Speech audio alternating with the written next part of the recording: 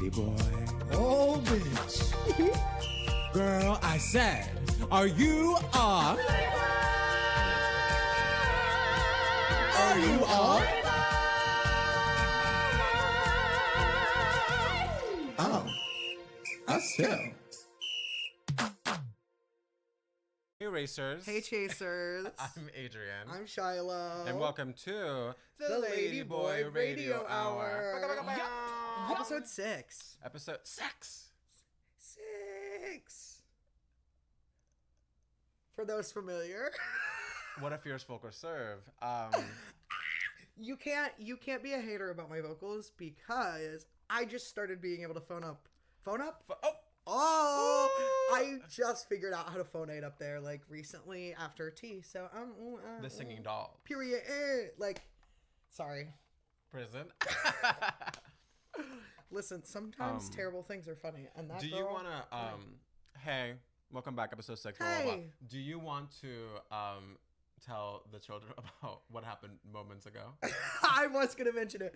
So, sorry for kicking the mic stand. So the real tea. They've heard it before. Is we're setting up, and our setup. Why don't you take a picture of what we are looking at right now so you can put it up? Like, I know that's gonna be a little trippy, but like, just take a picture. For all those of you who thought we were like in the stew, really cooking, yeah, we're in the apartment studio. Bam. Yeah, it's kind of tight. It's on top of a trash can right now that we bought today from Max Deals. Mama, I gag mean, it. something A else. I surprise don't know what 2-in-1, a what? surprise non-con BOGO. We were looking around for the little sticker with the price on it that had fallen off. And then Shiloh was like, wait, there's like another whole like little trash can inside. And then we were trying to look at the sticker again to be like, does it come with it? Turns out it does. And that's that story. Well, that makes more sense. Yeah, great. And honestly, it's a really good one, and you should tell it at parties. We don't get around nothing. Ellie Goulding. That's when I make that reference. Like, that's we. No, like completely. We Like, don't that's get the... around. Okay, so moments ago, we realized that our like stand situation, which you'll realize is just The Book Thief and Snow Crash. Realize. It's just 2 books. Boop.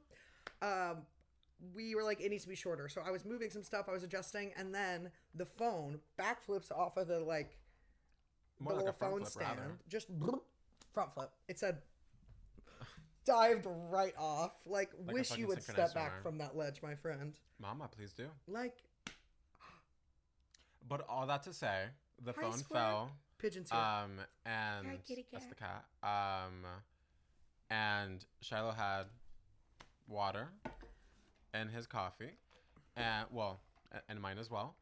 And the phone fell forward, and then it knocked it over. And this is the real the real Gagatron of it all is that Shiloh actually caught both of those things, both my coffee and the water. There was additional choreography that ensued thereafter in which both of those ended up on the floor. Not choreography. Fair? No. The phone took out the water, and then me and my effort to catch the water, I knocked over the cold brew. That's much better and paints you in a kinder light, doesn't it? That's what happened, you fucking bitch. I did not. No, the phone flipped, hit the water. I dove for the water because it was all over the ground. See how he's thus screaming at me right knocking now, over yes? your cold brew. Pidgey, come here. Bueno. Pidgey, come here. Psst, psst. Can you come squeak? We have My cat is so cute. You guys don't even know. here. I'll put up a little video. Hi, Wiglet. Oh. Hey. I call her the most rotten names. I probably actually won't put that video up because the floor is so dirty right there. What do you- Okay, so this is the real tea. This is the real gag. We have something to address. We do. We. Oh wait, did we? We're still on a wet carpet. Oh yeah. Is the moral of that story? It's like The water went through. everywhere. The cold brew thankfully didn't do too much because there is Like a lid. some syrup in here This too. is- So that would be a whole mess. Shiloh, please stop pouring the water on the lake. I'm so sorry. I'm so sorry. Y'all saw that, right? I was trying to show that it was lidless. I'm not gonna do it again. Stop. I'm not gonna do it again. I'm so sorry. Okay, so moving on. About an episode or 3 ago, I don't remember at this point, we mentioned the Ladyboy Hotline. And we've been including the link to the little voicemail page in the past few episodes. And I'll say it. Some of you listeners are fake. I didn't mean to say is fake. I meant to say are fake, and that is genuinely what came out of me. I'm so sorry. That was not even like...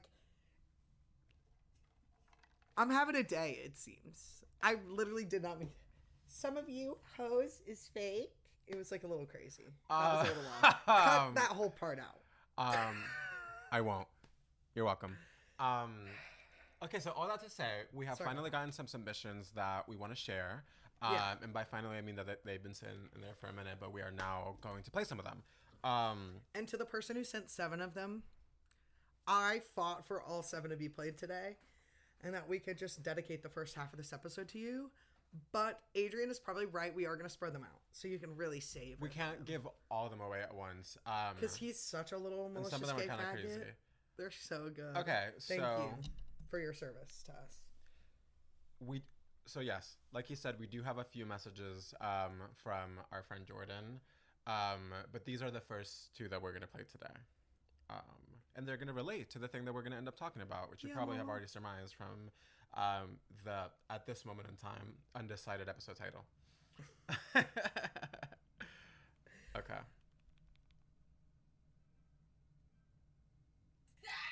Christy Kissness, America. Hello. What are your thoughts on this current season of Drag Race since we are wrapping up season 17? But I also want to pair that one with this one. This is an actual question. Do you agree with Susie Toot's elimination from the top 4? Before we get into that it, second question is juicy. Let me just address this. We used to live with Jordan, so due to the background noises in those videos, I can surmise exactly what he was doing, which is getting high on the couch and watching like 3-hour-long videos of God knows what. He certainly doesn't know. Anything from Digimon to... It'll be like a 3-hour playthrough of like Mario. Of like a Nintendo 64, like screen recorded. Like it's crazy. So he'll be watching all the like cutscenes from something. I'm like, you are that diva. I know his recommended must be like a wasteland. Hey Jordan. Hey Jordan. We okay, love you. But let's just get right into it. If you're listening to this podcast, you already know that we watch Drag Race all the time, and a lot of you probably do too. So we're just gonna get into it. Right. Susie Toot's elimination. Let me ask. Sorry, who is that?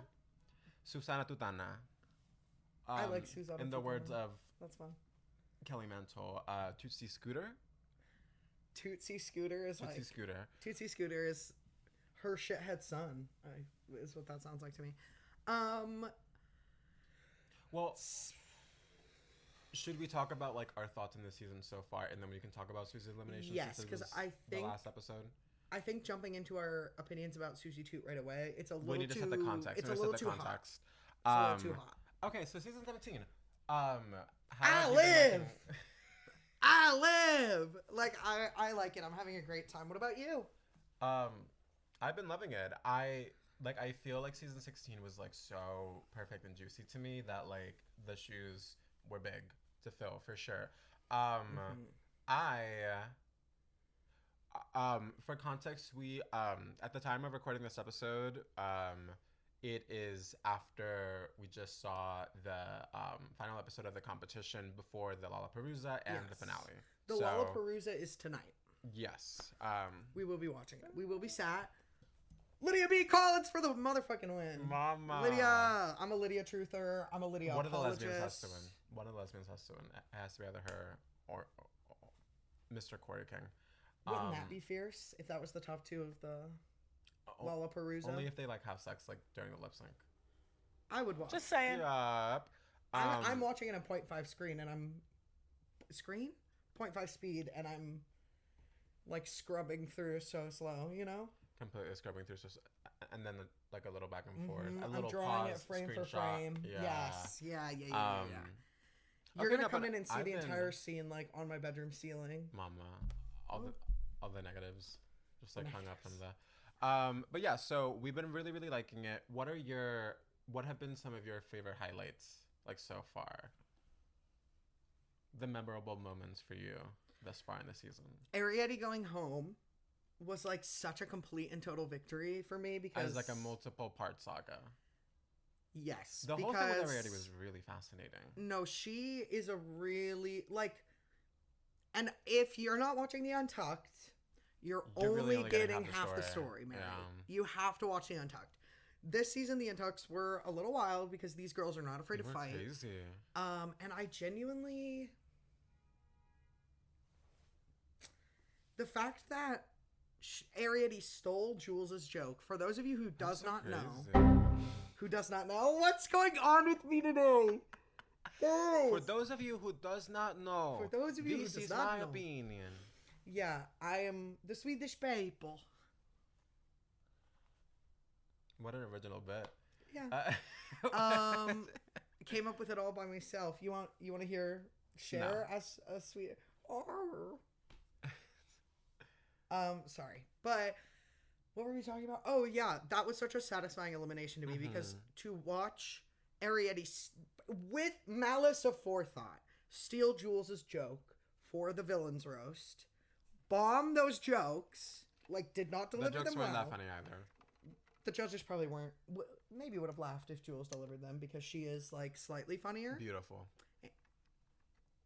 Love her. We love Jules. You guys. But yeah, it was really good to see her go home, especially because in the Untucked, Jules was like, "No, all I can do is apologize for what, bitch? You didn't do anything wrong.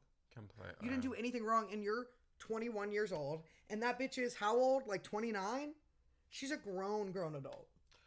Yeah, I thought that the Ariete of it all was so fascinating because there was also like we're very Drag Race pilled, so we had seen like a lot of like the interviews in the press like leading up to the airing of the season / like right like when it first started, and a lot of like the interviews they were referencing like in the group runs or whatever, like the girls would all be like, oh, like Ariete is a villain, this and that, and so we were like kind of like waiting like week by week being like, okay, like we know that like something's gonna happen, blah blah blah blah, but like nothing kept happening, and she kept on, you know, being saved, not like being sent home, and then we were like, what's yeah, like she's like a little shady, but like we were not seeing the big like villain arc, like especially like during the whole Lexi like spray paint gate, like she was being like the normal one in that situation because she was the first one to be like, oh yeah, sorry, like that was RB. But then it all took place in the same episode. She went from being like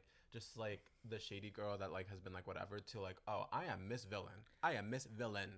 I thought that was crazy. And I'm gonna say something that's maybe a little too like me, like say it. But there is something I find very strange about when people tout their alternative aesthetic.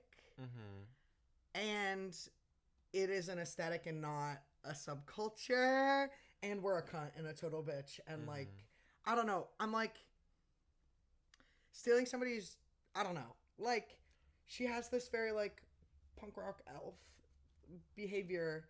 Oh, okay. And I just like, I'm like, that's not very punk rock of you to do theft and to be fair, I haven't gotten the punk rock vibe from her. I've gotten like the elf and the whole baby thing is I think what she like. The baby thing is crazy. But like that's You're what 29. I feel like she was like presenting more so than because she just was like her point of view felt like it was mostly like turning looks, and yeah, like more of like an alternative like look like with the makeup and everything, and like everything being very like but I didn't like to like your point, like I really don't think it's giving that, and I don't even necessarily I would hope that that's not what she's trying to give, because it certainly is not. No, it's not like reading at all, because there isn't any substance, and that's what I thought was the most disappointing thing about the talent show, is that it felt so completely unrelated to the drag that she seems to actually serve, which is more like look, fashion queen, cunty, like that like vibe, and then also in that like lip sync, infamously not a great dancer either, so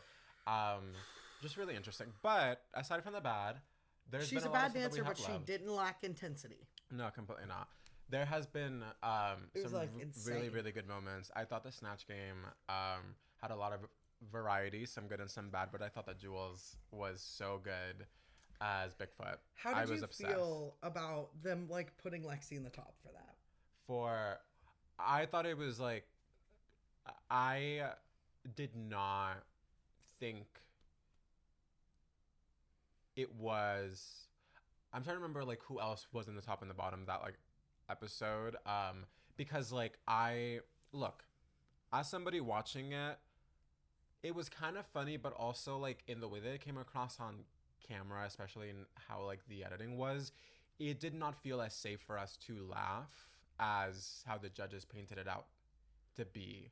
I don't know how it read in the room, but based on But in here, what like some of the other girls said, on it that was also couch? kind of awkward slash like just weird. I couldn't tell if she was like, if it was part of the joke or not, like the whole like constant like asides and everything.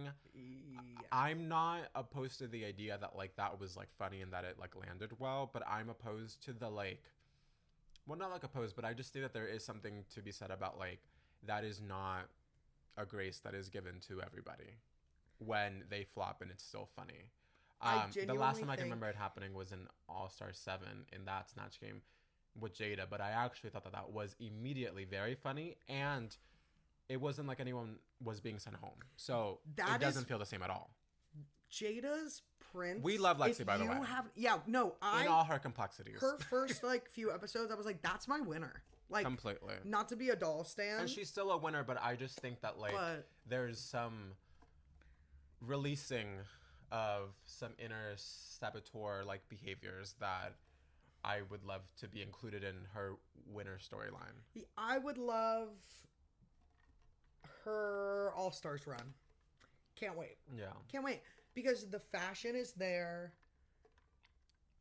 The concepts are there. The talent is there. The security and sense of self is not there. Completely. But also, she's like only been living her Beautiful. doll truth, Completely. So her like, like yeah, real I trans think truth that'll in the come. nighttime hours because she's not out to anyone at her day job. Like, that sucks. And like also I think post having this air, like I think that like she's also I think clearly still like in like a journey of unpacking some of the like the aftermath of the like, you know, like the projection of being like, oh, I see in Susie someone that like I could have been if I hadn't struggled with the shit that I struggled with.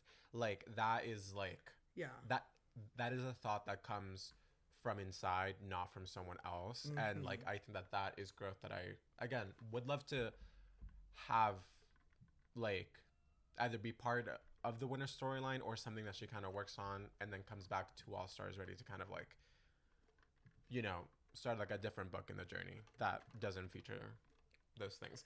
I like, well, and say what you will about Susie 2 and her elimination and whether or not you agree, but the like Lexi comparing herself to Susie thing got so tired for me so quickly because I was like, look at that little, like, that little Jewish twink from Florida who is like maybe 5'4", like that. Like, what do you see? Who's doing like the Great Depression drag? Lexi, where do you see yourself in that?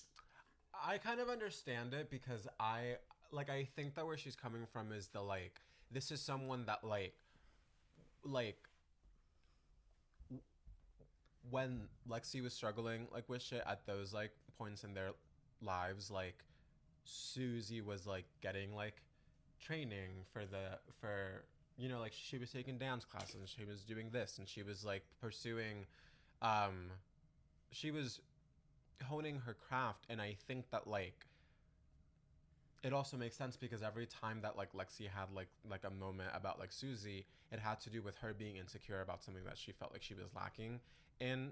And I think that it was about like, oh, if I had actually like gone and taken like an improv class instead of XYZ, then like maybe I'd be doing better right now. And this little girl who isn't serving the level of content I'm serving would be dancing circles around me. No, like, but Like I do. get like where she's coming from, but I still was like, Mama, I like this is like we need to, like that's like a mental health, like immediate, like red flag, like girl, like we need to have a talk. Well, also, that is crazy. I will say I am very thankful for the sound bites of Oh, Lexi my God, being completely. like, yeah, I mean, while she was out there improving herself, I was doing meth. Like, it's It so was fucked so up. jarring every single time because Yeah, it I would laughed just out be- loud. Oh, it's like because- crazy. Love you, girl. And I'm Because glad again, you're like well. this is all her like in her shit. So mind. like it never actually came from like any moment of like anything actually happening. Mm-hmm. We would just be like mid challenge or like mid prep for the challenge, and then she'd just be like, yeah, like while Susie was bettering herself, I was sucking dick behind the dumpster, and I'm like, oh, Allie and like oh, doing math. oh, But like, okay, Work. like work. I'm glad you're here with us in the way that you are. Thank you. for sure, but just such a not so quick look into that person's psyche for a second of like, oh, sweetie. Like that is such We're- a casual drop for her that she's like, yeah, no, I like did We're so just dressing much up and having fun. Like we don't need to be doing all that. That's a lot to like have like rattling around like in your brain when Yeah. you're cross dressing for RuPaul. No, completely. Um, Glue the wig on. that being said, You got this, girl. It's crazy that we've been talking about the season for so long and we have not been talking about how we are ice shakers in this house. Mama, shake that ice. Shake that ice. We love Corey. We are in love with Corey King. No, like- we are loyal followers of the YouTube. The thing about Lydia all B. those Collins vlogs. and Corey King, smash. We want to be both of Bofa. them. Yeah. Like smash Bofa. There's just something so well. I think it's also something to be said about like we are also fans of Trixie Mattel, and Oh, Miss King has definitely taken several pages out of the Mattel book of like being like like the race starts after Drag Race, because she famously has not done particularly like amazingly well in the season so far. Mind you, we'll see what happens tonight in the love her. Lollapalooza. This might age so well or not at all. Once we watch the episode. well, But you're she gonna has edit just been, like, this, so killing you it. can She's been put, killing like a little. Yeah. So, who won the Lollapalooza? Spoiler alert. For those who are watching the visual and not just the audio. Yeah, because if you're only watching the you're only listening to the audio, right, you're only getting half the story. gag it. Yeah, they're gonna need a bit of after story. That was my Italian. Hi. They're white. Okay, but yeah, okay, so yes, we love season 17. The Susie Toot of it all. Here's the thing. Susana Tootana. Susana Tootana, my Fort Lauderdale sister, like That's we tea. Actually. we like Susie. I do. This is the reality though. And Susie knows this because this is something that she's talked about like in the interviews. She was not in a place at the time of filming where she could really like understand what the judges were like saying to her, because yes, while maybe in the editing, like in the episode, it felt like they were just like randomly just like jumping on her. The truth of the matter is this: they did not explain to us as the viewers the full scope of the challenge, and then we saw them filming the whole challenge / like we saw the result of it. So we also were not exactly 100% tuned in to what the assignment was, but it seemed clear that the problem is that like, well, I mean, of course Jules won the episode and now she's going to get the opportunity to take part of the Vegas live show. Like that was like the whole thing of this challenge. A vehicle for Jules. And Susie showed up and she did not bring the Vegas that they were trying to bring. And Rue was visibly not living for it. Like her being like, no, I've never been to Vegas. No, I haven't seen the show. But not even like following it up with like but like I'm so excited, or like I read about this. There's also the fact that there doesn't have to be this, like she could have still gone with her like 20s like vaudeville like sort of aesthetic and take on drag, and there are still, references to pole there. like had it like been like Vegas, like if she had done like a Ziegfeld Follies like type of like big showgirl like thing, that would have worked. And she knows this because she literally referenced that she was like, no, like I had like perfect clothes I could have like packed, but I was like, I'm not gonna have room, like whatever, blah blah blah blah. Like she knew in hindsight that what she gave the Anything Goes fantasy was not what the judges were looking for. And at the end of the day, like beyond the fact that it's not just a Mama was out of competition show, it's clothes. also like a TV show. The competition show that it is the competition to see who can win over RuPaul / the producers the most. Like that is the tea. And I just don't think that RuPaul was living for what Susie was bringing, especially because like the whole stakes of the challenge was like, I'm gonna get like another cast member out of this. Well, and also, let's say it. Say it. People and herself, Susie, saying this whole season that they were dominating, like that she was dominating, when there was someone in the room who was dominating, won 4 challenges, won the double Shantae, like, and actually dominated. So for her to keep, like, that's what actually kept pissing me off, and that may have been like an edit issue. Well, because we never know. No, I think the that did happen. like order.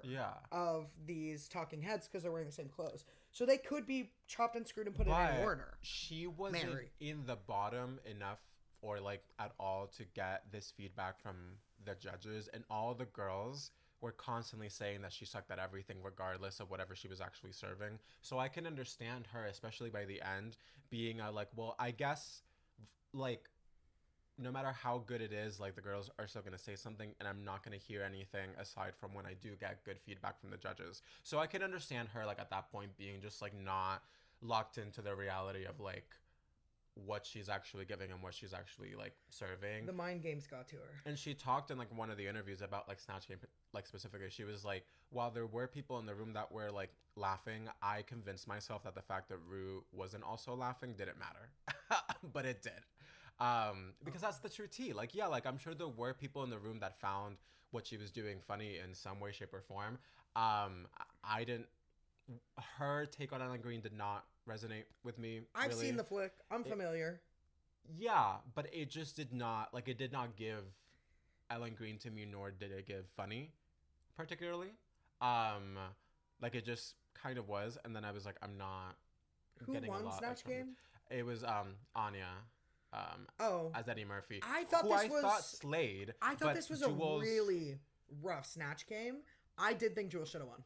I was Team Jules for the Snatch Game just because I thought that hers was so funny and like so inventive and like very I think what was really funny with Anya's is that like she took it exactly where we wanted it to go. Like it was very, very funny and very good and very like, oh my god, yeah, like that is so Eddie Murphy. But with Jules, I just thought for her to go with like a bolder choice of like doing Bigfoot and something that like completely relies on stuff that she had to like invent to put in it, and like she even like went on like social media afterwards and said that she did like the full like Uta Hagen like actors preparation. That's why it was so like, good. In the character study for RuPaul, it. Yeah. I'm a woman. No, like it showed because she was just like so ready, and she was ready for all of what like Ru like volleyed to her, and like she presented in the package that like Ru loves, which is just like a young girl that looks beautiful but is so fucking stupid. No, she's so well, and also I was shocked she didn't win. I would like to thank RuPaul Charles specifically for the soundbite that we get to have forever, which is I see her nails are painted. Are you non-binary? Yes. That stopped me in my tracks. That absolutely stopped me in my like track. It 15 minutes. The funniest shit. It like RuPaul, I'm a woman. It was so good. But yeah, but I thought the rest of that Snatch Game was genuinely garbo. I thought they were literally the only 2 good ones. Nobody else made me laugh. We've seen worse ones. I thought season 14 was way worse canonically. That was the Deja Sky one.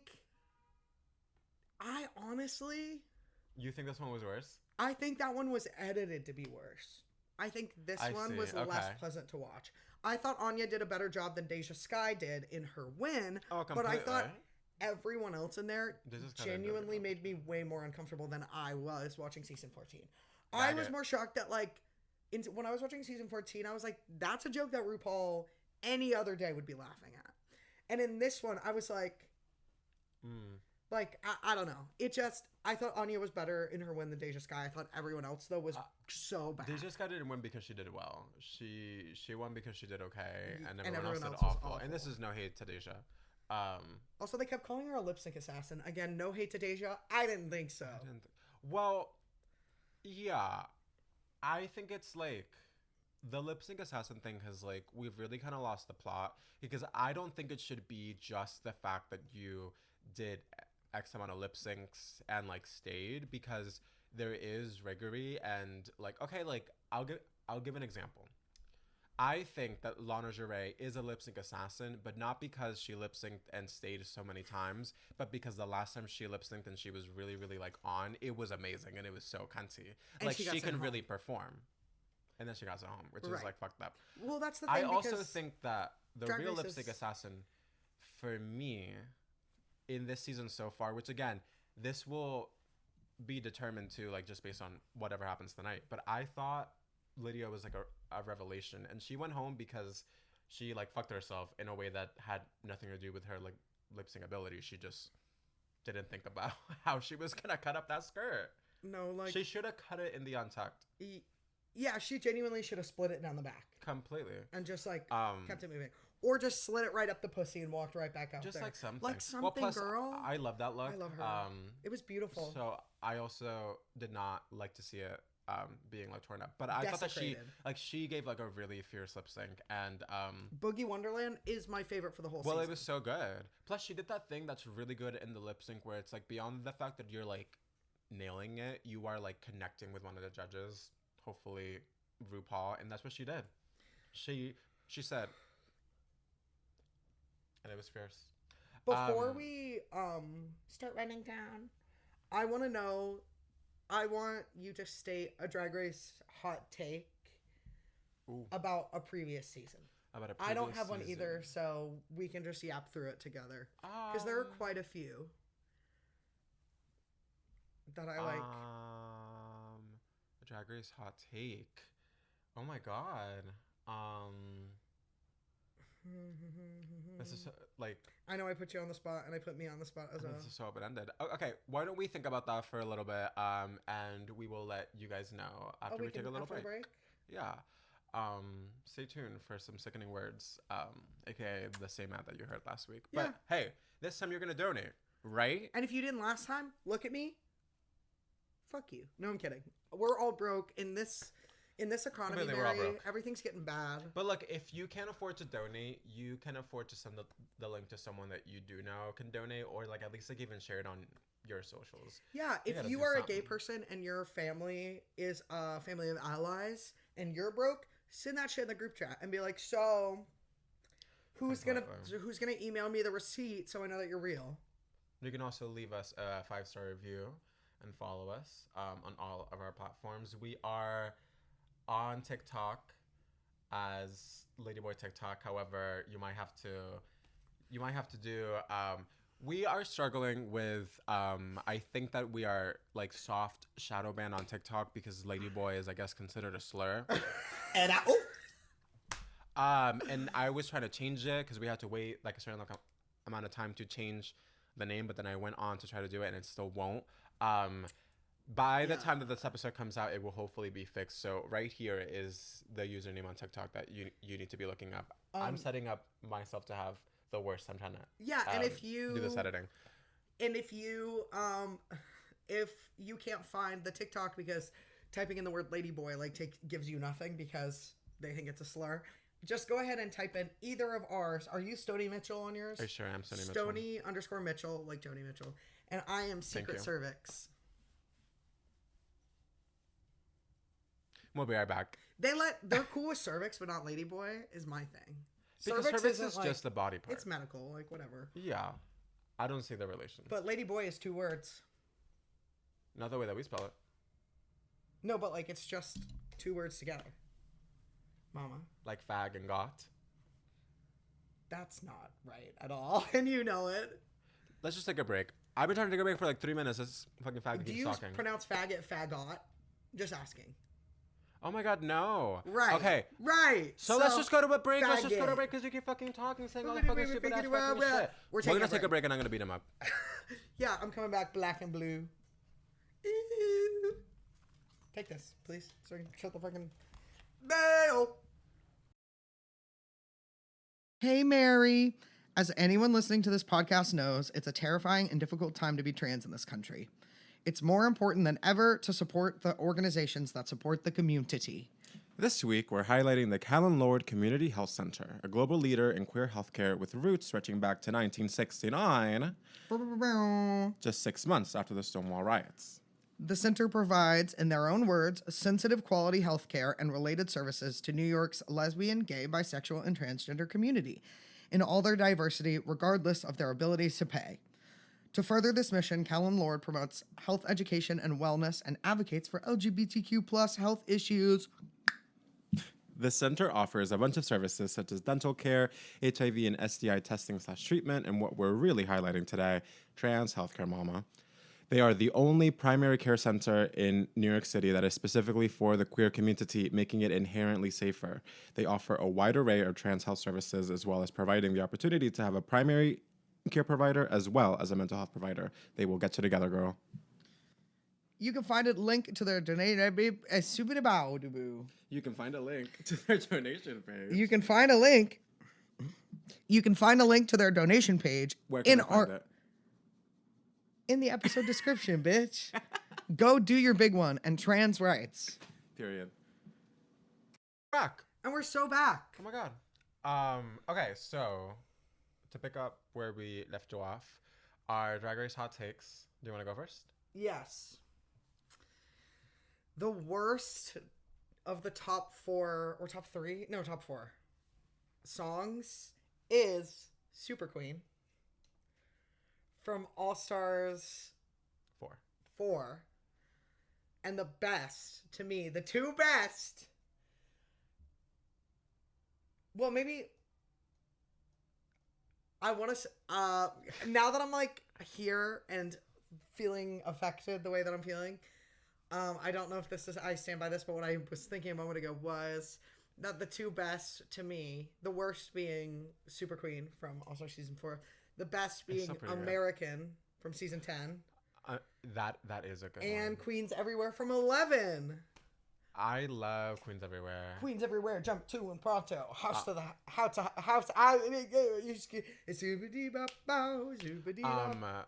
Shangela because that one was also good. The Kitty Girl one. I really like that one. Yeah. Her verse included, unfortunately, but like now it just feels like you. Honestly, just Kennedy for Trixie. Davenport. Damn, it just keeps getting worse. And for Kennedy Davenport. Oh yes, of course. She's genuinely, Kennedy Davenport is one of my favorite queens of all time. That woman is. Love Kennedy Davenport. After a long night of hooking, Trey didn't like the session, so he had gutted me. He had gutted me And set me on fire. But you see, I hadn't died. I had crystallized. Now I'm a Glamazon bitch, ready for the runway. I love that woman. That's your hot take, that one is the worst and that those 2 are the best? Yeah. Solid. My hot take is that as controversial as the Alaska win was in All Stars 2, it was the logical choice. Like, I say this as like, I'm like a shooter for Katya. Yeah. Like I am like mama. They shooter for sure. Like, I consume all of Trixie's content because like that's my girl too. But like Katya was like back like before Trixie started looking different and started to put out the amazing music and like all the other stuff that she does now that's like amazing. Would she look busted? Katya, mama. She just was always like, I love that person. I think that person is so fucking interesting and so cool. And I thank the stars every day that she still gets up and drag. We are very then pilled. Oh no! Oh, like completely. And at first, I didn't know who was who. Yeah. No, now I know. Elaborate for the children. One of us gets genuinely frustrated when the other one is asked to do labor, even if it's for this thing that we like to do, which is the pod, and that person is me. You'll be like, that looks stupid, and I'm literally like,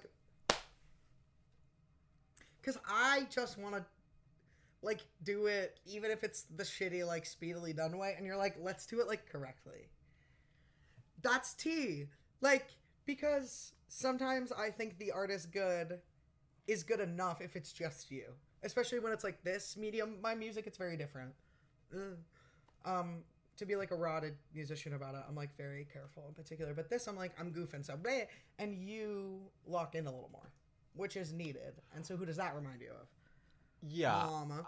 I think, yeah, like I do think that that is like a really present like factor of the dynamic that for them is the like Trixie is too work pilled and Katya is too work adverse. Whereas for us, I think it's the like you have like a very fuck it, let's just do it and let's go like type of approach to things, like sometimes to a fault, and I have a like a let me think about it and plan it first thing, sometimes to a fault. So when we're both bringing that into the project, like I do think it ultimately balances out because like we both like the happy medium is like a solid place to be, like where you are spontaneous but with discernment, and like we both bring the extreme of either one of those like into the equation, and like it ends up being something, just like how for them it's like like they just like help to balance each other out. I think specifically like I think in our personal individual vibe, I sometimes feel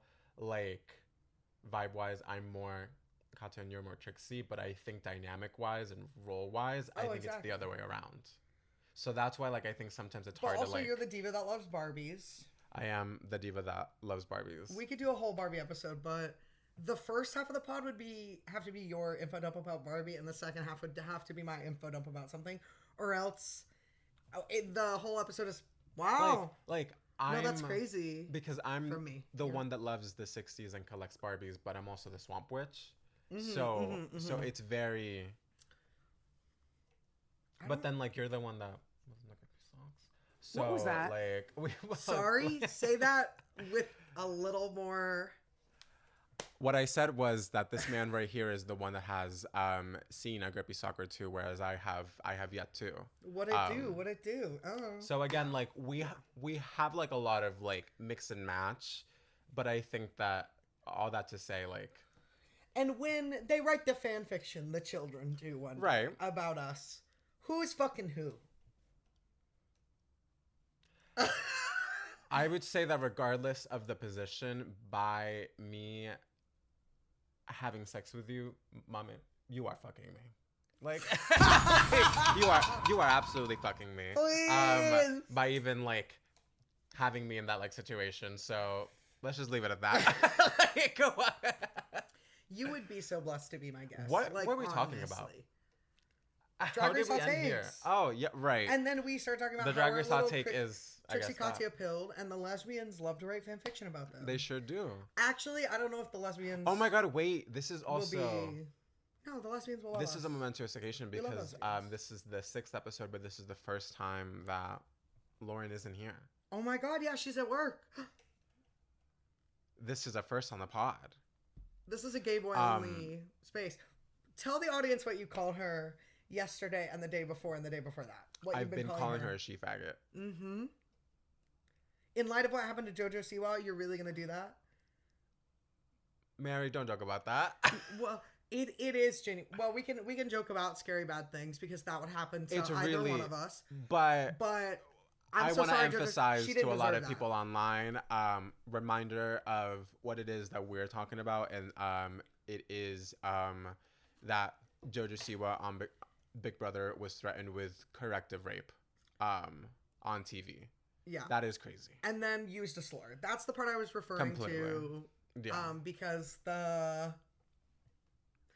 that is something that's been weaponized against lesbians for a really long time, and it's like very scary, very very serious. And I don't think enough people are. Yes, certainly not the production team is taking it like seriously right enough. No, that being giving said, him a warning, the fact that he's still on that set, he should have been, and I'm joking, shot. Put down like a sick dog. Right. Sorry, that's my politic on the matter.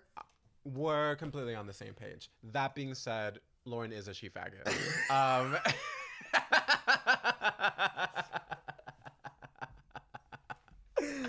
Lauren, we love you. But you are a she faggot. Yes, also, before we forget, what's your song of the week? My song of the week. I forgot it. Give me a second. It'll come back to me. Oh yeah. In case you forgot. Yes, I am going to Gonna ride respect that a side bull. of myself that is toxic and corny and gameless. Aside. Sorry. Do you want me to strike you? Like, I'm just asking. Girl, the strike. Let me ask the audience. Should I fucking hit this bitch? Oh. Poll down below. Are we fighting next week? Pull, but also whole. I Say told you the this. fan fiction's gonna get made at some point. Fan If not, fiction. I'm writing it. Somebody has to. Hacking the A-frame. That's a Lauren original. She said hacking the A-frame instead of the mainframe one time. Really a remarkable individual she is. My song of the week. Did I say it? No. I'm You sorry. said you forgot it and then I'm you sorry, started talking about I'm something sorry. else. Oh, yes. I'm going to respect the side of me. Yeah, because you said something shady. So I I'm going to respect the side of me that is corny, gameless, and masculine. And say that my song of the week is Fill in the Blank by Car Seat Headrest. If you're familiar with the band and the demographic of the audience, it's like very corny, like indie dude behavior to be a fan of that band, but I do really like them. And that's a great song about just being really, really depressed and hating kind of everything. And this was a tough week for Shiloh.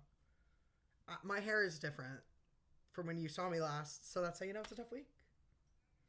It was kind of a tough week for baby boy here, so I was listening to that one a lot. It's very like petulant and but like in a delightful way to me. petulant.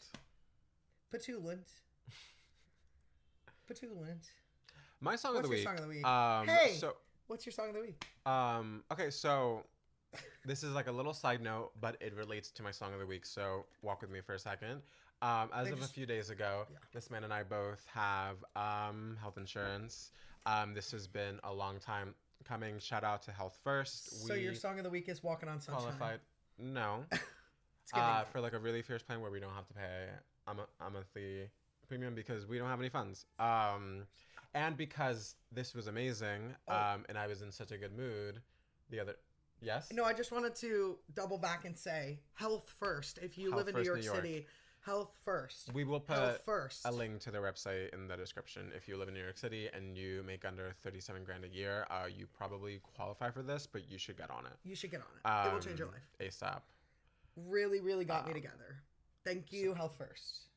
Anyway, please continue. But yeah, so I was in a really good mood because we were able to figure this out so easily too. And I put my music on shuffle and this song came up, which is now my song of the week because it was my top song of the year in, I believe, 2023.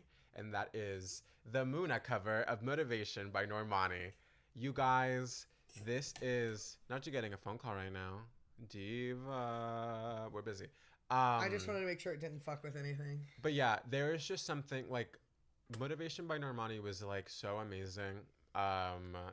Justice for Normani and it was so good. the way people have not taken to her in the way she deserves.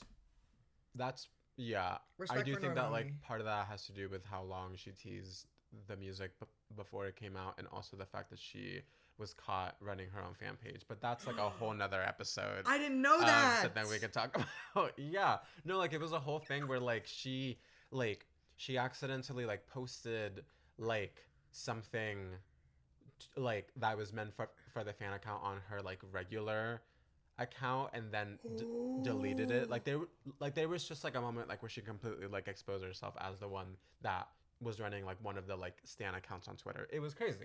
That's really. But okay. Would you all do that that? to say, Would you run your own stan No. account? absolutely not. That's Even too if much. it like worked as marketing, you wouldn't do it. No, because I just would have good engagement on my own socials. You're not hungry enough for it, you know. Is that what you do? No, obviously not. Right. But like, if that. No, I guess that opportunity doesn't present itself. You do have to kind of make that opportunity. Right. Yeah, I don't think I'd do it either. Sorry. Okay, so the song was fierce. It ate, but when I discovered the Muna like version of it, I was like, wait, this is amazing. I love me some Sapphics. I am honoring the part of me right now, just as you honored a part of you. I am honoring the part of me that is a he they lesbian. So yeah, I love Muna. I love Silk Chiffon. And I just think that they put like absolute fucking crack into this version of Motivation. Do you remember when really the week that Silk Chiffon came out? I played it so many times that at one point I went to watch the music video on YouTube in our old apartment, and you were like, "Don't you think that's enough?" Do you remember that? You were like, "If I hear that one more time this week, I'm going to kill you." Because I played it so many times the week it came out. That's probably why. But also, I thought I was in my before sapphic tease at the time. In. So I thought that song was for me. Did you? Yes, babe. There's a video of me, not like, but like in a they-them territory. Okay. Closer to, I was wearing like tube tops. You're just such a boy that like. Oh, like whatever. Completely. There's like, yeah, there's footage of me in this first city like braless in a tube top. So like, I really thought I was. Now I don't even have nipples, so. Nor. Not a nipple inside. Nor nipples. Content warning. Nipples are the windows to the soul. So, nipples. Nipples. Nippos. Nippos. Yeah, it's kind of fun not having them though, because sometimes my top surgery scars just hurt for no fucking reason. And that's like having a weird pain in your nipple, so I'm not really, you know. I do think I have the phantom limb titty situation going on. Probably. I mean, sometimes I'll be like, to scoop, you know. To scoop. And there will be nothing. Did I ever tell you, this is really crazy. I'm sorry that I'm just yapping, but I may have told you this story before. Did I tell you when the top surgeon was like marking me up for surgery? You've told me, but not them. Tell them right now. So imagine the worst thing in your life at this moment is having titties and like the feeling of that. Imagine. For some of you, that is the reality. Picture it. You have titties and it's really, really awful. And every time you pass a mirror, you're like, is this all? Is this all I'll ever be? Massive fucking, like, God gives his, like, his boyish boys the biggest boy titties. It's, like, insane. But gone is the rack. Rest in peace. But, like, my dysphoria really did center around them tickle bitties. It's like, my body isn't mine. Dysphoria. Bars. Completely. But, yeah, it's the worst thing in the world. And this man has me topless pre-surgery. And, like, he mostly does top surgery. Like, why are you laughing? No, because I know the story, and it's crazy. And he's, like, marking on my chest and stuff where shit's gonna go. And he's like, yeah, so I think this is the action with which he grabs the boob. Flips up, lifts up, and it's, like, marking on the underside of my titty. And it's literally, like, this motion. And I'm like, right. So the last time anything has ever, like, the last experience I had with these titties was right before I went under. Was as a glove man with a, like, washable Crayola marker, lifted up my titty and just, like, bisected it. It was like, can you imagine? Moving it that way, too, to get to, like, the side. And I used to have a really shitty tattoo. I think there might be, like, a little bit of it. No, I actually don't think there is anymore. But I used to have a really bad tattoo right on my, like, side boob that got cut off. So, Sue, who says tattoos are forever, Mama? Just get top surgery. Your mom was very happy about. You don't love me? That's what my mom said when she saw that tattoo. Kathy, you are so unserious. Like, I love you, baby, but you're crazy. And that's why she flew up for the top surgery, so she could see to it herself. Yeah, she said, are you going to get that thing gone? What you don't realize is the second that you went under, she walked into the room and she said, okay, so this one right here, let me circle it real quick. Mama, this is garbage. Yeah, so shout out. But she did come take care of me for top surgery, so that was a real full circle moment. What a great episode this has been. This is let me just get let's get real with the children for a little bit. Thank you to everyone that has been listening. We really appreciate it. It means a lot to us that people are enjoying the content that we work so hard to bring y'all, and are also potentially donating to all the orgs that we are highlighting. But we also have a lot of room to grow. So if you want to support us, aside from rating the 5 stars and doing your big one on all the socials and following and subscribing to the YouTube, we have our first vlog is out. It's really good. We went to Trader Joe's and they thought that we were stealing. We walked around the we city also walked block. around like stoned. So there was just like a lot of romper room fuckery, as it were. In the video, but just please put your friends on and tell them to listen to or share it with your family. Well, actually, don't do that. Especially not my family. Well, not mine either. Just kidding. My siblings can listen. Y'all can listen, but just like know what we're talking about. We're talking about some faggy shit. Sorry about it. Sorry. But yeah, just really help us get this podcast out there so that more people can support us and we can continue to help it grow, and also continue to do our big one and help out these organizations that we want to help out. And I will see the stakes that you've brought to the table and raise them. If you don't interact with the poll on Spotify, because there's going to be a poll on there if you're a Spotify user. There wasn't one on the last episode because I couldn't think of one, but there will be one on this one. It should have been like, what's your box wine of choice? I think that's what I was gonna do, but then I don't remember. Interact with the poll. The last episode. So. If you don't send a link to the next episode or this episode, could be, to someone, you are a homophobe. You hate gay people. You hate trans people. Yeah, that part. You're leave us a voicemail. Yeah, leave us a voicemail. Leave us a voicemail. Flops. Completely. We're having to ration all the ones Jordan sent us instead of just blasting them all out there at once. Jordan, we love you. Thank you for your hard work. But yeah, also, on a slightly serious note, just as like a closing thing, please,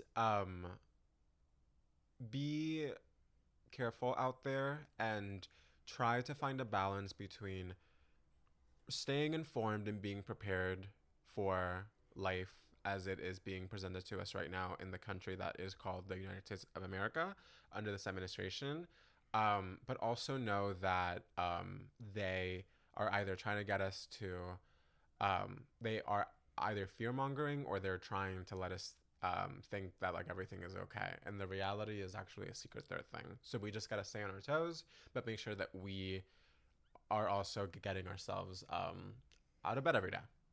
Yeah, like we deserve to survive. I'll say that much. Yeah, the truth is, the threat is real, but also nothing is more real than your diva tea. It sounds like I'm kidding, but gag it.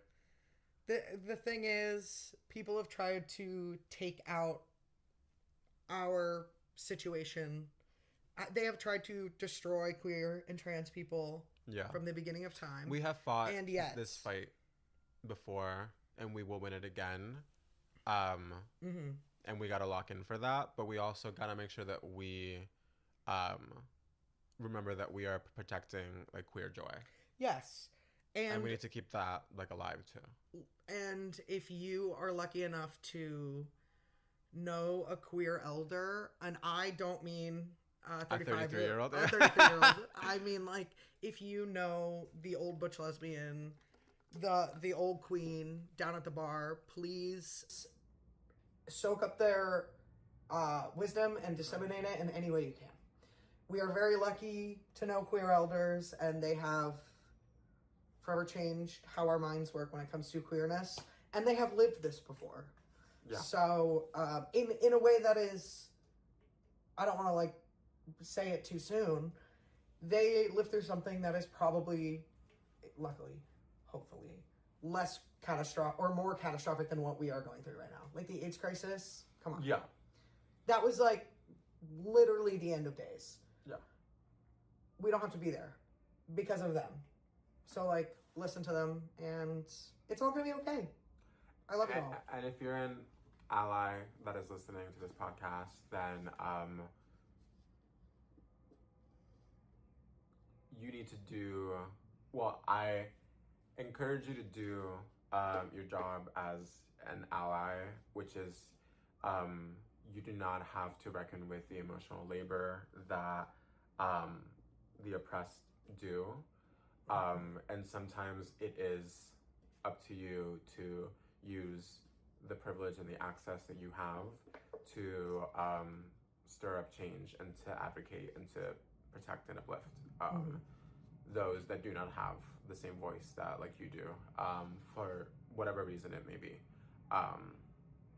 because there's also diversity in the privileges, you know, like whether it be because of sexism if you are a cis man, whether it be because of homophobia because you are just like cishet, whether it be because of race because you're white, like, you know what I mean? Like, there are so many different ways in which you have like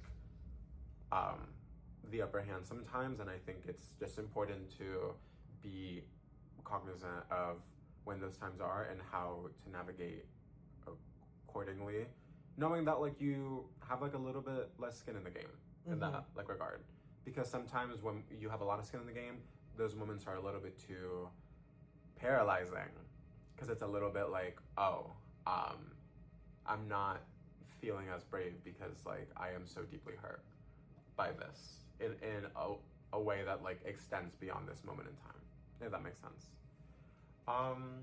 Yeah, it's like tea. Seriously.